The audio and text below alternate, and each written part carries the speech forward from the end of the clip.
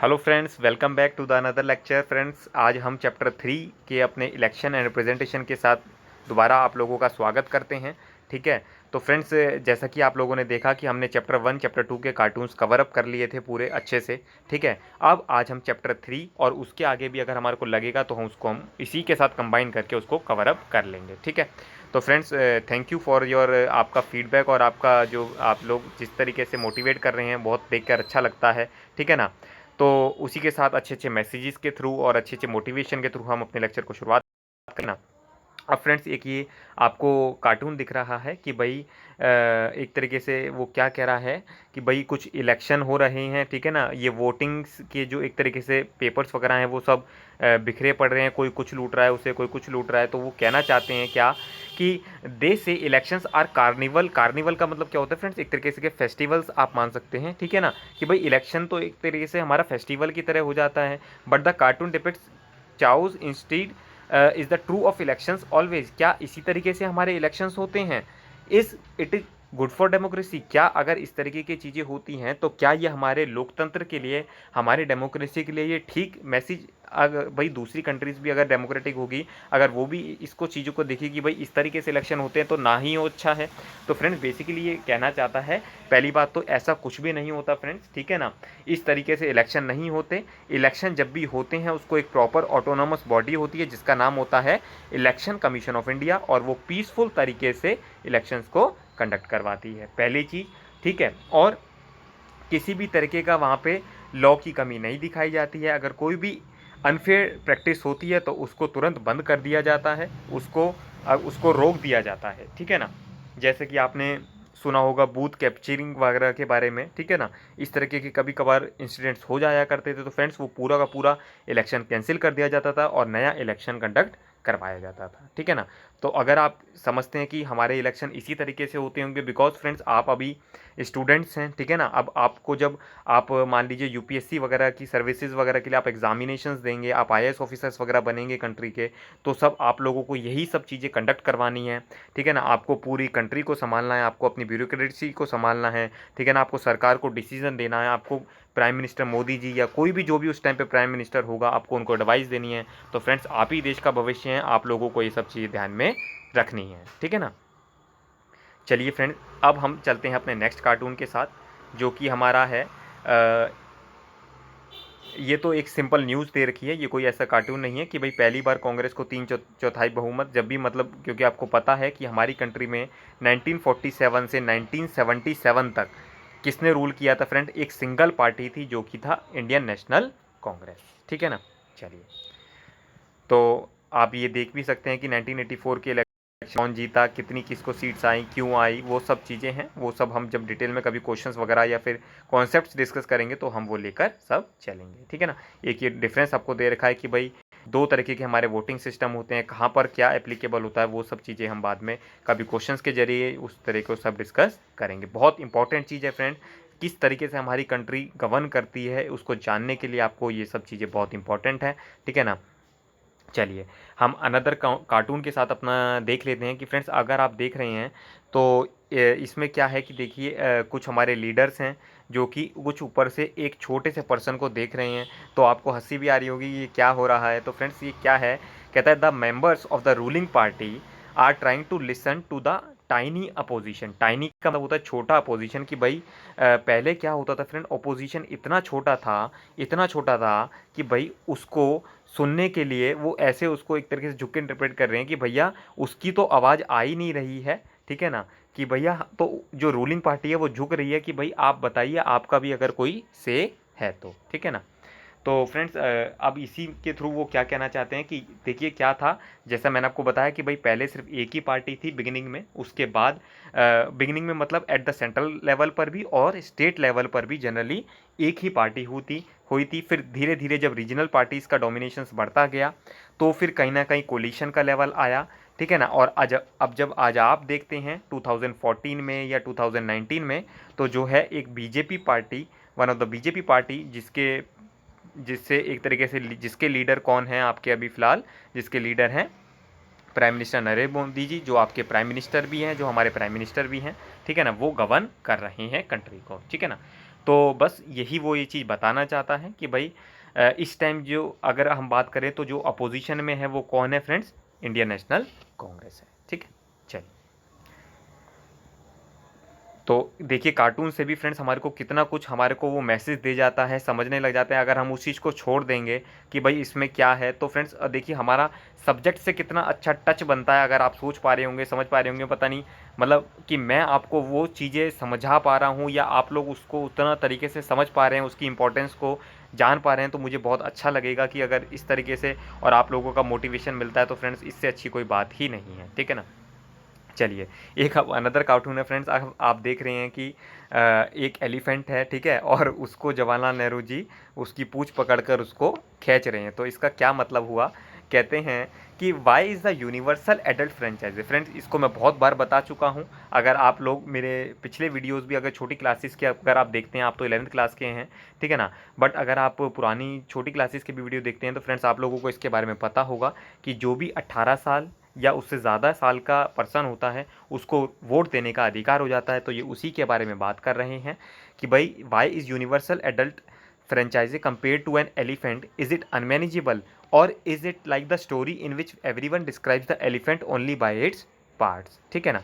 तो एक elephant by story by parts भी थी फ्रेंड्स। अगर मैं आपसे डिस्कस करूं तो ये बहुत अच्छी स्टोरी थी फ्रेंड्स कि भाई कुछ लोग थे, 5-6 लोगों को उनको बोल दिया गया कि भाई आप छू के बताइए कि ये क्या है। तो फ्रेंड्स जिसने हाथी की पूँछ पकड़ी उसने कहा भैया ये तो सांप जैसा है। किसी ने उसकी टांग पकड़ी तो वो कह रहा पेड़ जैसा है। किसी ने उसकी सूंड पकड़ी तो वो कह रहा था कि भाई कुछ अलग तरीके का है। किसी ने कान पकड़े तो वो कह रहा है ये तो कागज़ की तरह है। तो सबका अलग अलग मत आता है, जो जिसको जैसा चीज़ दिखता है वो उसी तरीके से वो बोलता है। ठीक है। तो फ्रेंड्स ये कार्टून क्या कहना चाहता है, ये कार्टून कहना चाहता है क्या कि भाई जो एडल्ट फ्रेंचाइजी है, तो फ्रेंड्स देखिए अगर आप कंट्री को देखिए फ्रेंड्स, अगर मान के चलिए हमारी कंट्री में 140 करोड़ पीपल्स रहते हैं, तो कहीं ना कहीं अगर आप 18 साल से भी ज़्यादा के पर्सन अगर इसमें से आप छाटेंगे तो फ्रेंड्स एक मेजर चंक होता है जो हमारे पर्सनस हैं जो वोट देने के लिए एप्लीकेबल हैं। अभी आपकी एज अप्रॉक्सीमेटली फ्रेंड्स 16 से 17 और मैक्सिमम 18 ईयर्स तक की एज होगी। जैसे ही आप 18 साल के हो जाएंगे आप भी वोट देने के लिए एप्लीकेबल हो जाएंगे। हो सकता है आप क्लास 12 तक हो जाएंगे तो आप वोट दे सकते हैं। ठीक है। और कुछ लोग जो कॉम्पिटिटिव एग्जाम की तैयारी कर रहे हैं फ्रेंड्स वो तो हो भी गए होंगे और वो देते होंगे तो उनको ये सब चीज़ें समझ में भी आ रही होगी। तो अब मेरा ये कहने का मतलब है क्या, तो वो कह रहा है कि ये मैनेजेबल तो नहीं होता होगा भाई कि इतने करोड़ों में आपके वोटर्स होते होंगे, क्या इसको इससे उनका वोटर आईडी कार्ड बनाना, उनको वोटिंग करवाना, तो ये क्या इतना आसान काम होता है फ्रेंड। देखिए आसान काम तो नहीं होता, it's being a difficult task. ठीक है ना। बट अगर आप इसको कहोगे कि ये मैनेजेबल ही नहीं है तो फ्रेंड्स ये कहना उचित नहीं होगा। क्यों, क्योंकि फ्रेंड्स 1952 से जब से हमारे इलेक्शंस हो रहे हैं फ्रेंड्स आज तक 2021 तक हमारी जो इलेक्शन कमीशन ऑफ इंडिया जो एक ऑटोनोमस बॉडी है वो सारे स्मूथली इन इलेक्शंस को कंडक्ट करवा रही है। ठीक है ना। तो कितना अच्छा मैसेज है फ्रेंड्स, अगर हम कार्टून्स के जरिए अगर हम देख पा रहे हैं, हम अपनी बॉडीज़ की जो ऑटोनोमस बॉडीज़ हैं उनकी देखिए आप लोग ये सब अगर चैप्टर पढ़ रहे होंगे तो फ्रेंड्स आप लोगों को ये मेरी बात बिल्कुल भी नई नहीं लग रही होगी, और जबकि आपकी वो जो नॉलेज है उसको इतना सपोर्ट करेगी कि आप लोगों को इस सब्जेक्ट से इतना प्यार हो जाएगा, इतना इंटरेस्ट बन जाएगा कि बस मैं आपको उसमें ज़्यादा कुछ नहीं कहना चाहूँगा। बट अच्छे से पढ़िए, मन लगा कर पढ़िए फ्रेंड्स, बहुत अच्छा रहेगा। एक अनदर कार्टून है फ्रेंड्स कि एक लीडर हैं, ठीक है ना, वो बेसिकली आपको लग रहा है कि भाई उनके फेस से कि भाई वो डरे डरे से हैं। ठीक है ना। ऐसा क्यों है, सबकी आंखें खुली हुई हैं, सब सोच रहे हैं। ठीक है ना। तो ऐसा क्यों है फ्रेंड्स, तो देखिए लिखा हुआ है watch out, winning the election is going to be a tough, we will have to face new situation like code of conduct, fair free and polling and strict model code of conduct. तो basically friends ये क्या कहना चाहते हैं, ये कहना चाहते हैं कि भाई देखिए एक जो election commission of India body है ना, वो उससे लीडर्स को बहुत डर लगता है। रीज़न क्या है, क्योंकि फ्रेंड्स ये जो लीडर्स होते हैं ये अपनी मनी पावर का यूज़ करके और मसल पावर का यूज़ करके ये चाहते हैं कि भाई कहीं ना कहीं हद तक जो वोटर्स को मैनिपुलेट कर लें, वोटर्स को जैसे कुछ चीज़ें गिफ्ट करके उनका वोट ले लेना, या कुछ गलत प्रैक्टिसेस का यूज़ करके चाहते हैं कि हम वोटर्स का वोट जीत लें और हम इलेक्शन कंडक्ट कर लें या जीत जाएं। तो पर फ्रेंड्स, जो इलेक्शन कमीशन ऑफ इंडिया होता है ये उस चीज़ को प्रोहिबिट कर देता है, रेस्ट्रिक्ट कर लगा देता है, कुछ कोड ऑफ कंडक्ट लगा देता है फ्रेंड्स इलेक्शन से पहले कि भाई आप इससे पहले ये काम कर सकते हैं, ये काम नहीं कर सकते हैं, जिसकी वजह से इनको लगता है कि भाई हो सकता है कि हम लोग हार जाएं, हम लोग जीते नहीं। ठीक है ना।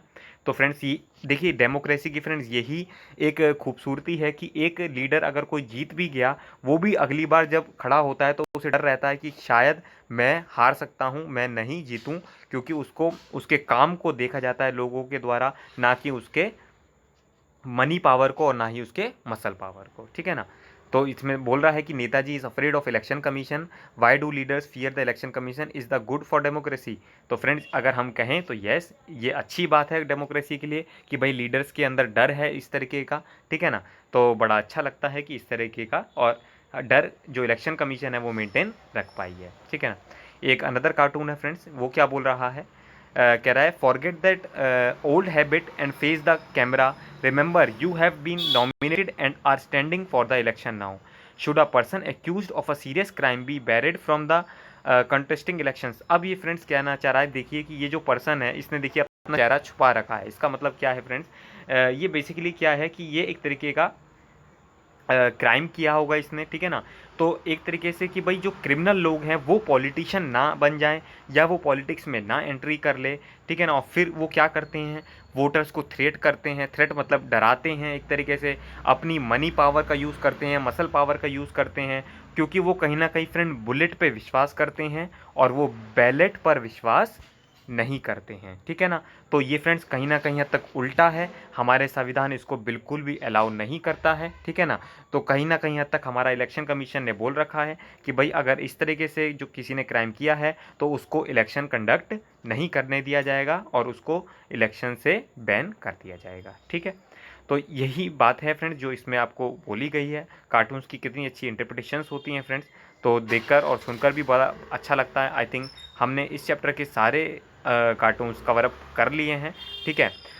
होप सो, आई थिंक मुझे लगता है कि हम दूसरे चैप्टर का भी वीडियो बना सकते हैं। ठीक है। तो इसी में ही मैं आपके नेक्स्ट चैप्टर को भी कवर अप कर लेता हूँ, जिसका क्या नाम है आपका एग्जीक्यूटिव। तो फ्रेंड्स, आप जैसे जानते हैं फ्रेंड्स, हमारी 3 बॉडीज़ होती हैं, लेजिस्लेटिव, एग्जीक्यूटिव और जुडिशरी। तो उसी में से ये वन ऑफ द ऑर्गन है हमारा एग्जीक्यूटिव, जिसके बारे में हम डिटेल में भी पढ़ेंगे। ठीक है ना। अभी सिंपली हमारा जो मोटिव है फ्रेंड्स वो सिर्फ कार्टून्स को अंडरस्टैंड समझने का है। ठीक है ना। उसके बाद क्योंकि फ्रेंड्स अगर मैं एक ही में सब चीज़ें करूँगा तो थोड़ा सा कहीं ना कहीं घिचपिच हो जाएगा। अब आप कभी अगर आपका मन थोड़ा सा लाइट पढ़ने का मूड कर रहा हो तो आप लोग ये सब चीज़ें देख सकते हैं। ठीक है ना। और नहीं तो फ्रेंड्स ये इतना सब्जेक्ट है, कभी आपको इसमें कोई दिक्कत आने ही वाली नहीं है। ठीक है ना। तो कुछ कार्टून्स वगैरह हैं जो कि हम इसमें देखने जा रहे हैं। कहाँ पर है, हाँ ये रहा।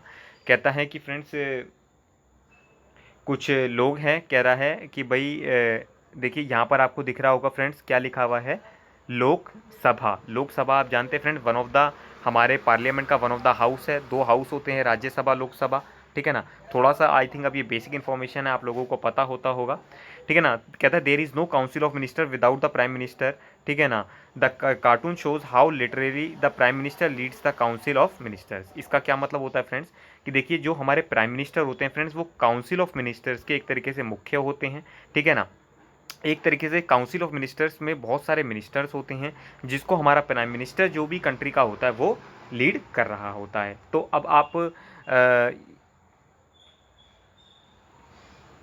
अब आप ये लोग ये देख रहे हैं कि भाई देखिए किस तरीके से ये सारे लोग हम अपने लीडर के पीछे हैं। ठीक है ना। तो आप ये उसको देख सकते हैं कि भाई उनका वेट किया जा रहा है प्राइम मिनिस्टर के कि भाई आप आइए, आप हमारे को गाइड कीजिए कि हमारे को किस तरीके से अपने कंट्री को चलाना है। तो वो बोल रहा है फ्रेंड्स कि भाई जब तक प्राइम मिनिस्टर नहीं होता तो काउंसिल ऑफ मिनिस्टर की भी कोई अहमियत नहीं होती है। ठीक है ना। और प्राइम मिनिस्टर ही होता है जो कि क्रिटिकल सिचुएशन में सारी चीज़ों की जैसे गाइडेंस, अभी आपने देखा पेंडेमिक वगैरह रहा था उसमें तो काउंसिल मिनिस्टर्स को गाइड देना, एडवाइस करना कि भाई इकोनॉमिक के लिए पैकेजेस क्या होंगे, राशन को डिस्ट्रीब्यूट करना, हेल्थ की फैसिलिटीज़ कैसे को इम्प्रूव करा जा सकता है, इंफ्रास्ट्रक्चर फैसिलिटीज़ को कैसे इम्प्रूव करना है। ठीक है ना। क्राइम को कैसे कंट्रोल करना है, लॉ एंड ऑर्डर को कैसे मेंटेन करना है, तो वो सारी चीज़ों के लिए वो सब बताकर चलते हैं। ठीक है। ठीक है फ्रेंड्स, तो इसी के साथ हमने ये भी कवर अप कर लिया। आई थिंक ये भी एक अनदर कार्टून है जिसमें वो बोल रहा है क्या कि थोड़ा सा इसको हम बड़ा कर लेते हैं। कहता है अगर आप देख रहे हैं तो फ्रेंड ये मिनिस्टर है, ठीक है ना। वो कह रहा है is that all that matters, the portfolio, the house, the car, the servants, travel, the foreign trips, the security, the secretaries, don't they mean anything to your. अभी मैं आपको बता देता हूँ कि अभी आप हो सकता है आपको ना समझ में आ रहा हो। कहता है why do people want to be ministers, कि भाई लोग मिनिस्टर क्यों बनना चाहते हैं। आप ये बताइए कि भाई अगर आपको देश की सेवा ही करनी है तो आप तो उसके लिए एनजीओ वगैरह भी बना सकते हैं, ठीक है ना। बट फ्रेंड्स क्या होता है ना कि जब मिनिस्टर्स बनते हैं आप तो आपके पास पावर आ जाती है, ठीक है ना। This cartoon seems to be suggest that it is only for perks and status. क्या सिर्फ कुछ पैसों के लिए या स्टेटस के लिए लोग मिनिस्टर बनना चाहते हैं। Then why is there competition among some portfolios, कि भाई तो फिर इनके पास कंपटीशन सा क्यों होता है। अगर आप देखा जाए तो फ्रेंड देखिए, एक तो दो चीज़ें होती हैं कुछ, एक तो एक्स्ट्रा अर्निंग के लिए भी ये लोग मिनिस्टर्स बनते हैं, और दूसरी चीज़ क्या होती है फ्रेंड्स कि एक इनको बेटर स्टेटस और पावर्स की जो ज़्यादा इनको पावर भी ज़्यादा होती है, ठीक है ना। तो उसके लिए भी एक ये बहुत बड़ा रोल प्ले करता है, ठीक है ना, कि भाई जिस मिनिस्टर के पास ज़्यादा पोर्टफोलियो होगा उसके पास ज़्यादा बड़ा स्टेटस होगा और उसकी ज़्यादा इंपॉर्टेंस होगी पूरी कंट्री में, ठीक है ना। इसके लिए कंपटीशन रहता है पोर्टफोलियो का कि भाई मेरे पास ये पोर्टफोलियो आ जाए, मेरे पास वो पोर्टफोलियो आ जाए, ठीक है ना। चलिए अब ये एक और है कार्टून जिसमें देखिए क्या बोल रहा है कि भाई सीएम को क्या है, एक चीफ सीएम मतलब चीफ मिनिस्टर होता है, चीफ मिनिस्टर को ट्रस्ट वोट लेना पड़ रहा है। अब ये क्या मतलब है। कहता है माई ट्रबल्स आर नॉट ओवर। ये अपनी देखिए वाइफ से बात कर रहा है कि भाई my troubles are not over, I won the confidence vote. This chief minister is not happy even after winning the confidence motion. Can you imagine why is this so, कि भाई ऐसा क्यों हो रहा है फ्रेंड्स। तो बेसिकली ऐसा इसलिए हो रहा है फ्रेंड्स क्योंकि जो कॉन्फिडेंस मोशन तो फ्रेंड इसने जीत लिया है, बट होता क्या है फ्रेंड जब सिंगल मेजोरिटी नहीं आती है किसी पार्टी की तो उसको कोलिशन गवर्नमेंट बनानी पड़ती है। कोलिशन गवर्नमेंट बनाने के लिए उसको दूसरी पार्टी से सपोर्ट चाहिए होता है, ठीक है ना। मान लीजिए कि ए और बी पार्टी है, अगर 90 सीट्स थी तो उनको 45 से ज़्यादा सीट्स चाहिए, और मान लीजिए इसकी 40 सीट्स आई है और इसके पास 5 सीट्स आई हैं, ठीक है ना, या इसके पास 6 सीट्स आई हैं मान लीजिए, तो फ्रेंड्स इसको इसका सपोर्ट चाहिएगा, उसके बिना ये गवर्नमेंट को नहीं बना सकता। और बाकी मान लीजिए सी डी पार्टीज़ हैं उनके पास 2-1 सीट इसी तरीके से आई हुई हैं, तो कहीं ना कहीं इसका इंपॉर्टेंस हो जाता है, तो ठीक है ना। और गवर्नर की जो पावर होती है फ्रेंड्स, जो स्टेट हेड, अगर आप मैं कहता हूँ नेशन का हेड होता है हमारे प्रेसिडेंट, और स्टेट का जो हेड होता है वो हमारा होते हैं गवर्नर। तो क्या होता है फ्रेंड्स, जो गवर्नर होते हैं वो चीफ मिनिस्टर को अपॉइंट करते हैं, और अगर इस तरीके की सिचुएशन होती है तो गवर्नर का डिस्क्रिशन होता है कि वो किसको बोलें सीएम को कि वो अपनी आकर सरकार बना ले, ठीक है ना। तो कहीं ना कहीं इसलिए कशमकश में वो बेचारे जीत कर भी खुश नहीं है कि पता नहीं हमारे को सीएम जो गवर्नर है वो हमारा नाम लेंगे या नहीं, ठीक है ना। तो फ्रेंड्स यही छोटे छोटे से चीज़ें होती हैं, मतलब देखिए कि कितना एक छोटा सा कार्टून है बट उसका एक इंटरप्रिटेशन अगर हम कहें या उसको हम समझने जाएं तो उसका कितना बड़ा मैसेज वो देना चाहते हैं, ठीक है।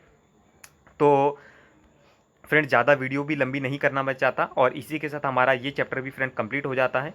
तो इसी के साथ हमने फ्रेंड्स आपके 2 चैप्टर पहले कवर कर चुके थे और 2 चैप्टर आज हमने इसके साथ कवर कर लिए हैं, ठीक है।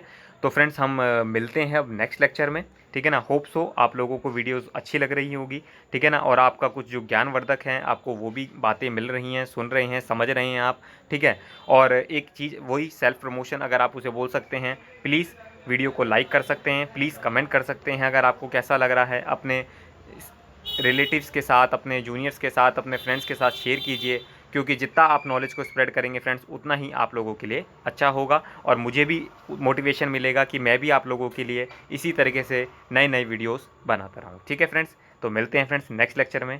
Thank you, all the best, God bless you.